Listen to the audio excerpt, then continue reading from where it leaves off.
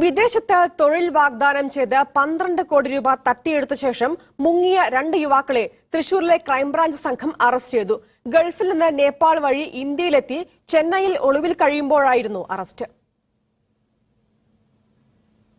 യുകെയിൽ തൊഴിൽ നിയമനത്തിനായി B skilled in എന്ന പേരിൽ തൃശൂർ പാട്ടറായ്ക്കലിൽ സ്ഥാപനം തുടങ്ങിയത് 4 വർഷം മുമ്പായിരുന്നു. ഒട്ടേറെ പേർ ജോലി കിട്ടാൻ ഈ സ്ഥാപനത്തിൽ പണം മുടക്കി. കെയർ ഹോമിൽ ജീവനക്കാരെ യുകെയിൽ നിയമനമെന്നതായിരുന്നു വാഗ്ദാനം. 12 കോടി രൂപ സമാഹരിച്ചു. പിന്നെ നടത്തിപ്പുകാർ മുങ്ങി. എട്ടുവിന സ്വദേശികളായ സുജിൽ ധർമ്മനും ബിനുവുമായിരുന്നു നടത്തിപ്പുകാർ. ഗൾഫിൽ 1.5 വർഷമായി ഒളിവിലായിരുന്നു ഇവർ. ഇരുവരെയും പിടികൂടാൻ ഇന്റർപോളിന്റെ സഹായം തേടിയിരുന്നു. ഇരുവരും നേപ്പാൾ വഴി ഇന്ത്യയിലേക്ക് കടന്നതായി ഇന്റർപോൾ വിവരം കൈമാറി. നേപ്പാളിൽ നിന്ന് കാർ മാർഗം ചെന്നൈയിലെത്തി ഒളിവിൽ കഴിഞ്ഞു. ഇതിനിടയിലാണ് ക്രൈംബ്രാഞ്ച് സാമ്പത്തിക കുറ്റാന്വേഷണ വിഭാഗം ഇരുവരെയും പിടികൂടിയത്. ഡിവൈഎസ്പി സുരേന്ദ്രൻ മങ്ങാട്ടിന്റെ നേതൃത്വത്തിലുള്ള ക്രൈംബ്രാഞ്ച് സംഘമാണ് ഇരുവരെയും പിടികൂടിയത്.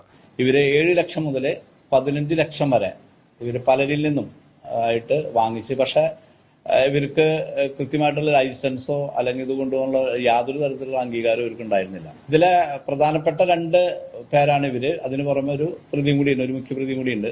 യുകെയിൽ കുറച്ചു പേർക്ക് ഇവർ നേരത്തെ ജോലി കൊടുത്തിരുന്നു. അവർക്കാകട്ടെ ദുരിതവും. ഇതുവരെ പ്രതികൾക്കെതിരെ 153 കേസുകളാണ് രജിസ്റ്റർ ചെയ്തത്.